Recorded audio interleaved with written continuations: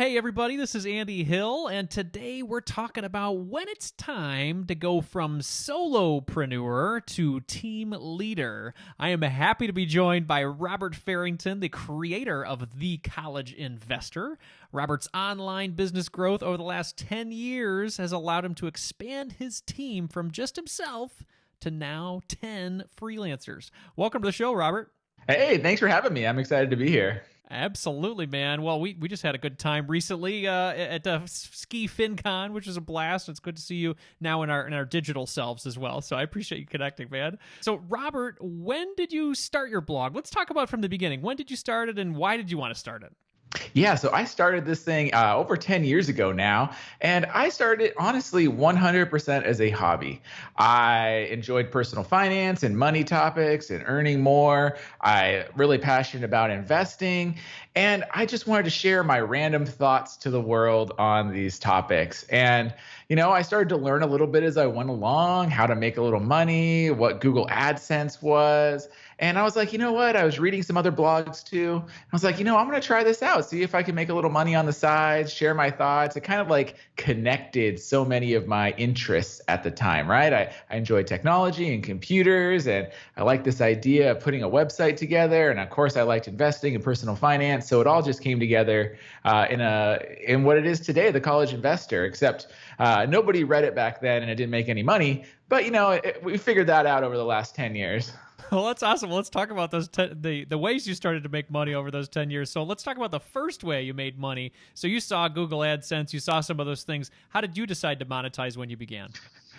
Honestly, it was about a year and a half before I even made any money and even figured out how to monetize. But, I connected with some other bloggers at about the year point. And, in hindsight, I wish I had done it so much sooner. But, you live and learn. And I was like, oh, there's all these ways that you can make money online. And AdSense, of course, is the easiest one, right? You just throw on some code on your website and it puts all these display ads up. And if people look at them and click them, you make a little money.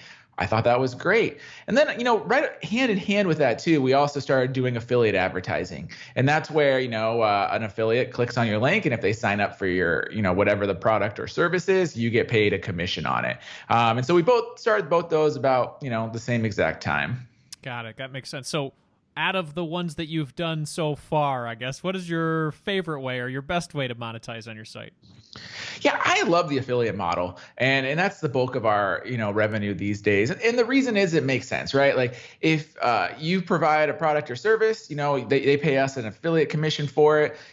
We promote services that we love and use, and so it's just like a win-win, right? Like I recommend it. I think it's a great product. I use it. Hopefully the readers will find value in this as well. And if they don't, well, we don't get paid either. And so it kind of works all around in a solid way. Yeah, good way to bring in money and also promote products and services that you appreciate and things like that. So that makes sense. Exactly. And then you've talked about, man, you've grown from just the hobbyist to where you are today. How have you? What are some of the best ways you've drawn traffic to your site?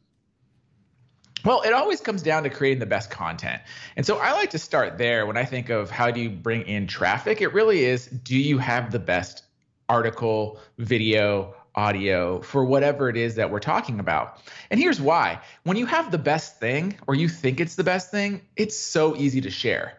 Like it feels good to share it. You want everyone to know about it. And then if it is the best, others will take it and share it as well. And then usually at the same time, you'll likely get links to it. Google will also favor it and so on and so forth. And so I've always just put this emphasis on, are we creating the best content for whatever it is we're talking about? And that can come in a lot of shapes and sizes, right? Is it the longest? Does it have the most detail? Does it have illustrations or charts or personal story or real life examples?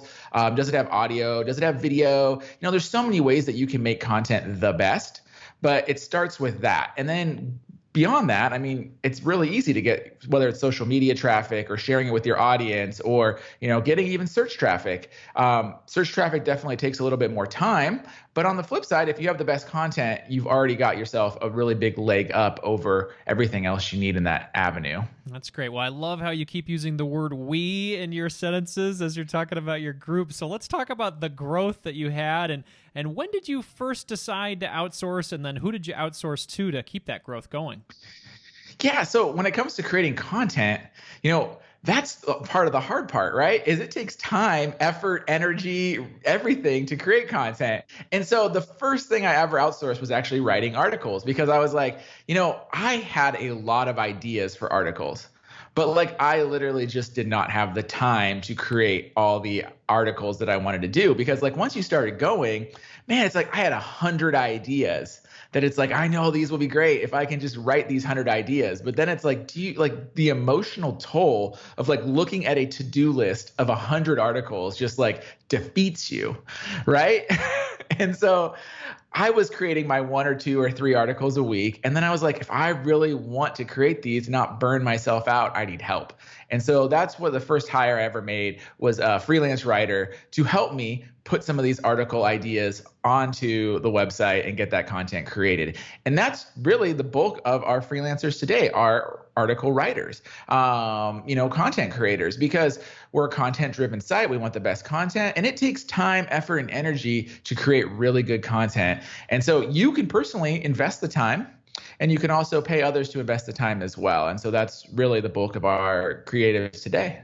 That's great. So tell me how you found that first person when you were in that position where you're like, I got 100 ideas, but I can't write them myself. How did you find that first person to help you write it?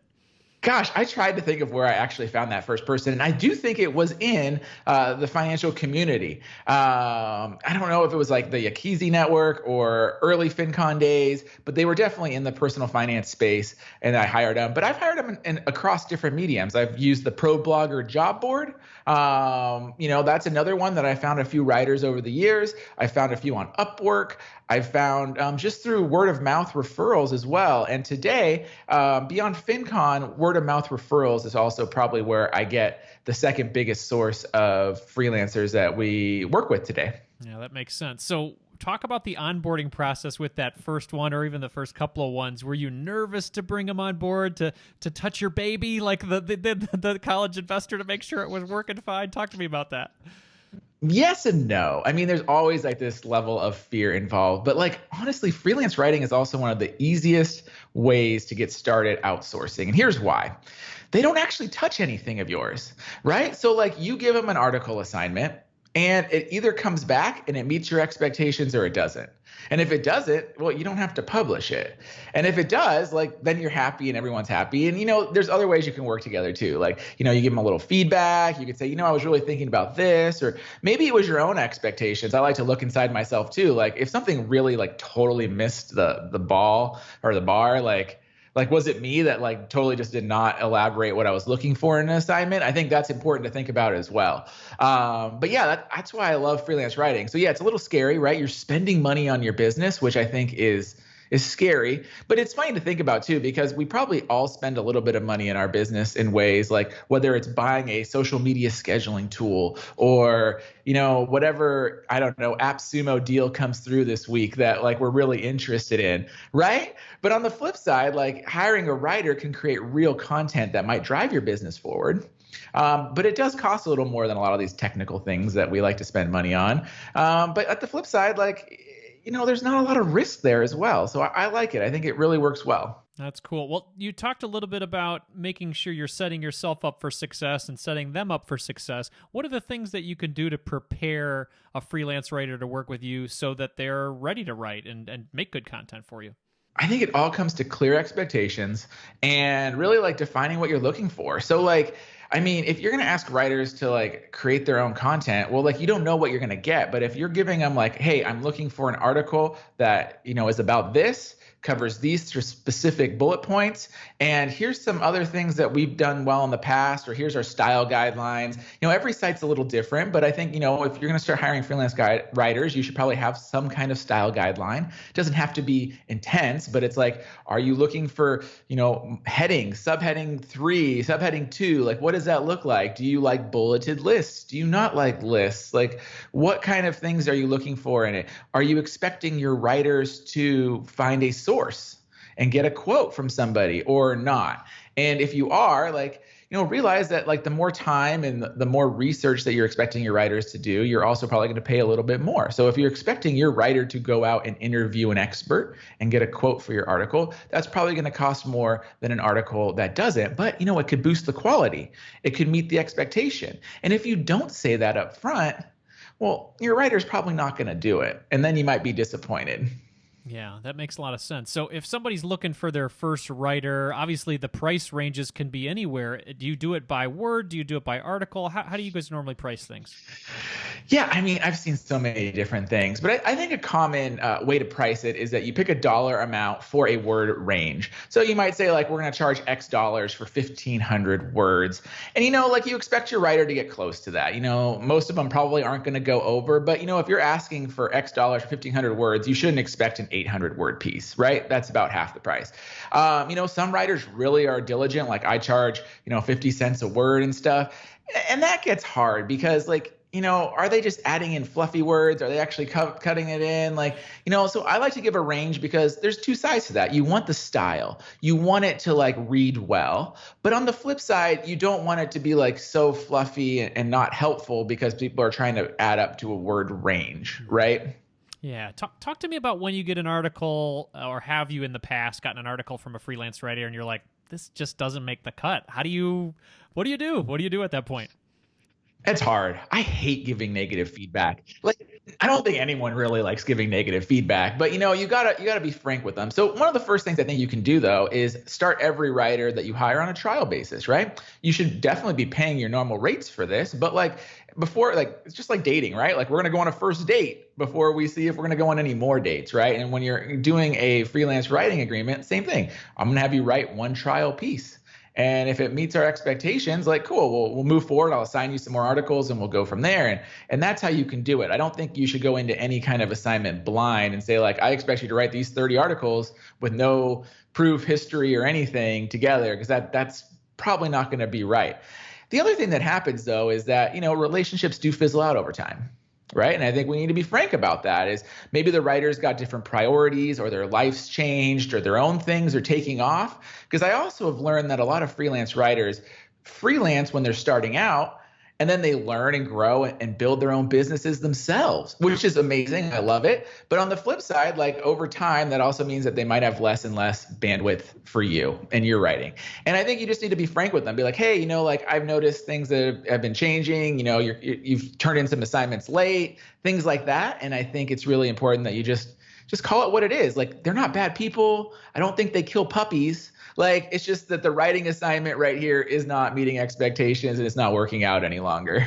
Yeah, that makes a lot of sense. So you sound like you've focused a lot of your outsourcing efforts for writers. Why just writers? Any other things in your business that you think about outsourcing or in the future? Oh, yeah. I mean, we do outsource other things as well. Graphic design, social media. There's definitely some other things there that are easy too. And it all is very project based. I think you have to ask yourself, is it a project or is it something that's ongoing? Maybe something that might be better as a team member. I think most stuff that you can do virtually, online, anywhere is definitely a project-based type thing. And so we do outsource that. And so when it comes to social media, we have, puts all the stuff together, schedules everything, hands off, remote part of the world. Same thing with graphic design. We have an article, we want some graphics for it, drop that into a queue and go from there. Got it. That's cool. So how do you communicate with your freelance writers? Is it all through email? Do you use different tools or resources? I know Slack's big for a lot of people. What do you do? So I'm a big fan of Asana, and it works really great for creating a content calendar, which then puts all these pieces together, right? So you have a piece of content, you have a writer that gets assigned as a subtask, you get social media that gets assigned as a subtask, you get, all the things you need assigned as a subtask, and then you can delegate that work out. You can have communications within that subtask. And it works really well for us. I'm not a fan of Trello. I'm not a fan of Slack, but that's my personal style. And I don't think that's wrong or anything for you, but I think you do need to find a tool that works for how you lay out your business processes. Yeah, that makes sense. So talk to me about any other tools that you use for your business to automate things, make things a little easier, maybe that you were thinking about outsourcing, but then you found a tool to kind of make it easier for you. Yeah, it's hard because it's a catch-22. I think some tools really work well. I mean, there's so many social media scheduling tools, for example. But on the flip side, you don't necessarily just want to go RSS feed to publishing. It doesn't necessarily give that. And so one of the things we outsource is social media.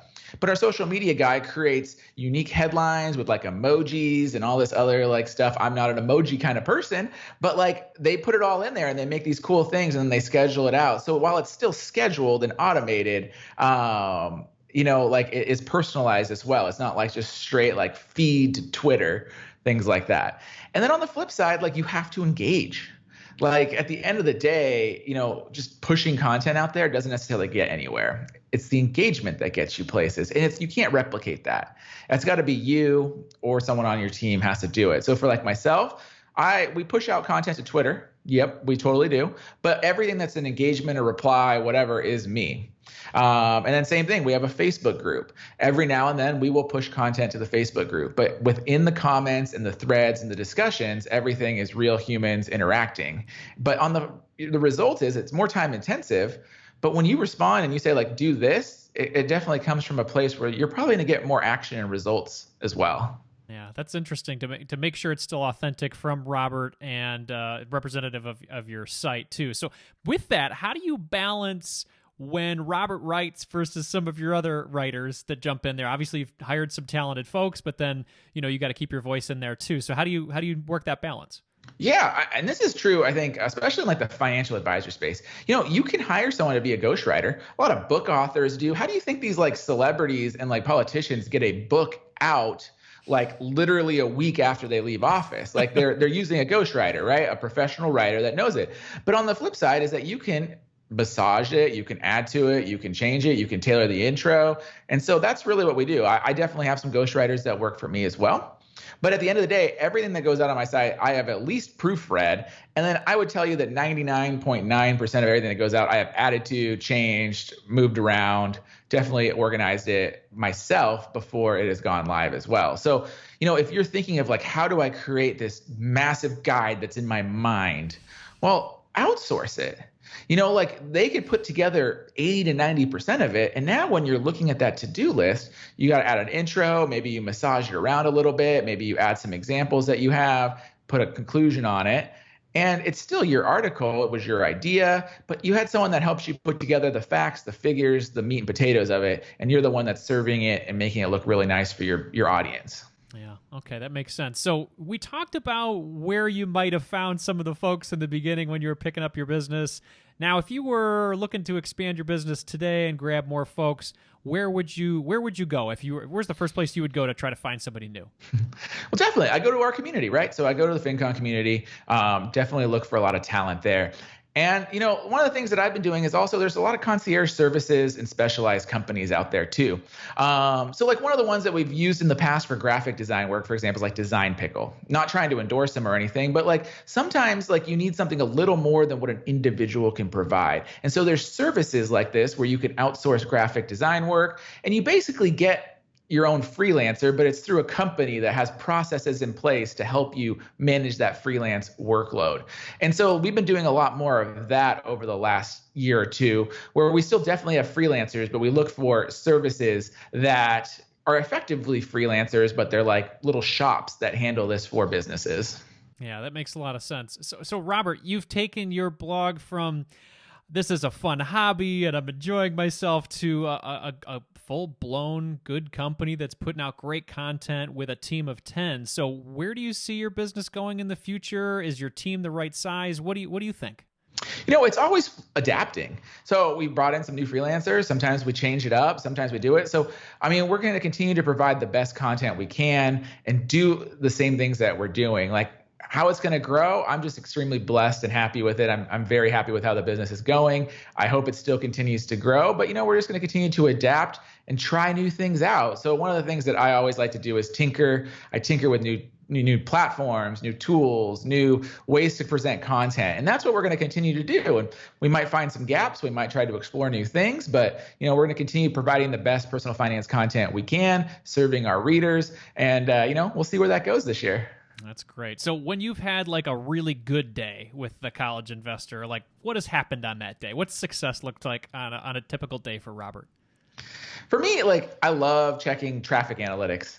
So like we had one of our busiest times ever. I had like just the most visitors in the morning the other day. And it's really just fun to see that. because it's cool to see that people are consuming your content, right? Like it's one of the things, like I think every creator struggles with this, right? Like we create, but like it's really rewarding to see people consume it, because we don't always get to see the consumption side of it. We don't always get to see the action side of it. So that's always fun to me, to see people reading the content, see how many people are out there. That's cool. And the tens of thousands or hundreds of thousands of people you're impacting literally with that message. So that's very cool, Robert. I appreciate you sharing this message with us and helping other people to scale up from that solopreneur to, a team leader like you're at right now. So where's the best place for people to connect with you, and tell us more about what you're working on nowadays? Yeah, so you can connect with me at thecollegeinvestor.com. You can also check out the software we created to help people with their student loan debt at loanbuddy.us. And if you're a listener, you can listen to us at the College Investor Audio Show on your favorite podcasting platform. That's awesome. Tell us a little bit more about Loan Buddy. That sounds interesting. Yeah, man. So one of the things that we have struggled with is, how do we get readers to take action? We have the best content on student loans, hands down. And, but people want something that just tells them what to do. Like I think every single person in the personal finance community is like, yeah, people don't take action. They read it and then they don't do it. So one of the things we created was we distilled everything that there is to know about student loans into Loan Buddy. And it's a DIY software program where you can enter all your information and I'll tell you the best way to handle your student loan debt. And we're not here to upsell you. It's a free product to start with. There's definitely paid levels of it as well, but I'm just here to help people get the answers they need without being scammed. And so that's what Loan Buddy is. That's great. That sounds like a great resource. So everybody check out those spots. You're listening to a podcast right now. Robert's got a great podcast, College Investor, and then these other websites, College Investor and Loan Buddy. Check them out. Robert, thank you so much for your time today. I really appreciate it, man. Thanks for having me. This has been fun.